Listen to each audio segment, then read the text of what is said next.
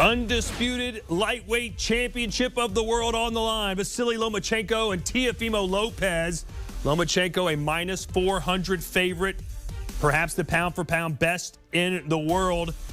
Late round 6, finally it starts heating up a little bit. Lopez touching the chin of Lomachenko. The first few rounds were all Lopez because Lomachenko simply wasn't throwing any punches. Round 8.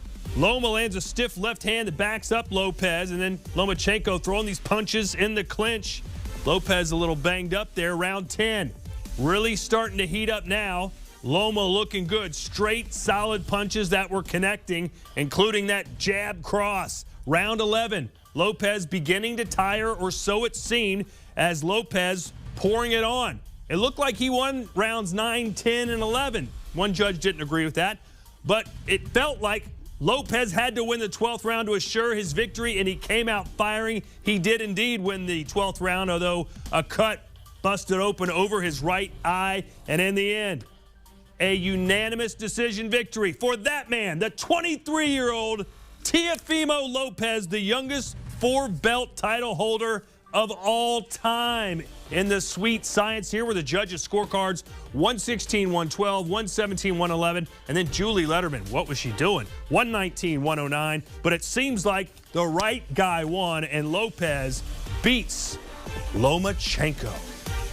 Here are the winning wagers. If you took that money line at plus 320, a lot of people thought if Lopez won this fight, it would be by knockout, but it was a decision, and it paid pretty well if you took it at plus 900, and the fight did go the distance, which was at minus 190.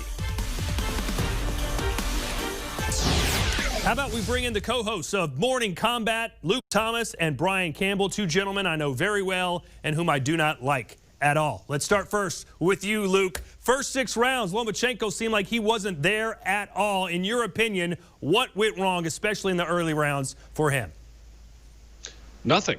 Nothing went wrong. Nothing was wrong with him. I mean, listen, the stories might come out later on that maybe he had some kind of injury or some kind of pre-fight issue or had some kind of distraction. But oftentimes when you see an opponent who just doesn't engage, or at least is very defensively minded, it's not because there's anything wrong with them. It's because there's everything right with their opponent. Teofimo Lopez is not just an excellent boxer. He is very, very athletic, very quick, and makes really, really quick reads. I don't know why the rest of the boxing world has a hard time understanding this. This was very obvious in the Richard Comey fight and many other ones as well. You could just tell this dude can look at what he is in front of him and is able to make adjustments on the fly. Now, that right uppercut from Lopez had a little bit of a hard time finding the target because, well, Lomachenko is Lomachenko. But nevertheless, Lomachenko was making read after read after read, trying to find opening after opening after opening, and Lopez simply did not let him. He had a lot of fakes and feints. He was backing him up. He was bullying him. He just wouldn't let him get set to get open. That changed later on. But you asked about the first 6 rounds. It's because Lopez was just better. Yeah, you absolutely nailed that, Luke. And look, Lomachenko was coming off a 14-month layoff, the longest of his career. But look at this. When we talked about the brash Lopez's chances coming into this fight, we pretty much assumed as the bigger fighter, as the bigger puncher, that it had to be through knockout. I think the biggest upset on this evening, along with the result, was the fact that Lopez essentially came in there and outboxed really the best pure boxer in this game, and maybe, depending on your thoughts coming in, the pound-for-pound king. Here's what I thought went down in the first half of the fight. Lopez ultimately disarmed Lomachenko by simply being faster and sharper than the defensive wizard thought he would be. You saw Lomachenko taking snapshots, maybe waiting around for Lopez, who we didn't know what kind of poise he had. We didn't know with that lack of experience how that would translate on this level, that maybe he would fall apart. Even though he got tired, that never happened. I definitely have to give Lomachenko credit, not being a big puncher, for stepping on the gas and really making it, as you said, Todd, seem like a close fight as we went to the cards. But at the end of the day, a star is born. He calls himself the Takeover. He seems poised to do just that, not just to the lightweight division, but maybe the sport. Everyone was wondering, Luke, can Lopez figure Lomachenko out? In the end, it looked like Lomachenko really couldn't figure out Lopez until perhaps it was too late. Do you have any appetite to see this fight again? Will there be a rematch? Well, it's funny. Bob Arum, who promoted this fight, said there was no rematch clause, which I find very surprising. Usually, when you get a big fight with a lot of big stakes and a lot of big names, Lopez on the come up, but Lomachenko as established as they come, that is usually a foregone conclusion. They didn't have one here, so that's interesting. Still, I do think there is an appetite for one because of the stakes involved and because the right guy won, as you indicated, but the scores were a little off. I mean, I thought Lopez had a very good chance heading into this contest. I still scored it 115, 113. 119, 109 is indefensible. I don't know how on earth you could even find a score like that. So between all of those factors, there might be a way to get it done. And also, when you just beat a big name in boxing, usually you have to do it twice, whether there's a clause or not. They just make you do it. Even that's true about combat sports in general, not just boxing. So they might find a way to get this done. Also, there's not necessarily a natural opponent. In the post-fight interview, they were asking Lopez what might be next. He was talking about 140 pounds. He wasn't even talking about 135 anymore. So I guess we'll have to see. But my guess is I would say that's your clubhouse leader. How about that?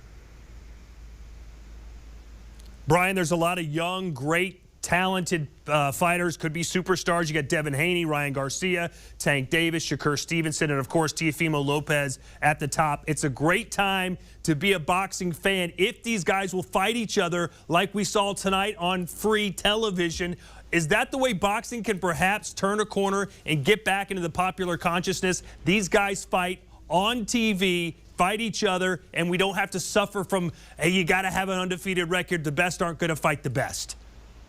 In theory, yes, and obviously a big part, if you believe that boxing's in a period of renaissance right now, is that the heavyweight division is active. That's normally the gateway drug to the casuals. Another way to do that, obviously, is making the best fight the best. Let's take that moment for how refreshing this was on free-ish TV to see that. The problem is when we talk about moving forward, this lightweight division is absolutely loaded, as you mentioned. These are blockbuster potential fights if Lopez faced any of these guys, from Tank Davis to Ryan Garcia, Devin Haney, on and on. The problem is all of those guys are on opposite sides of the street of Lopez at the moment in the politics of boxing when it comes to make big fights. It's probably most dependent on what's next for Lopez, on whether his body, just turned 23, can still comfortably make this lightweight limit. I think it's more likely, as Luke mentioned, because both fighters are promoted by Top Rank, that maybe we do see this a second time. But what Top Rank does have going for them at the moment is the best 140-pound fighters in the world. We know we're going to get that 4-belt unification fight coming up between unbeaten Jose Ramirez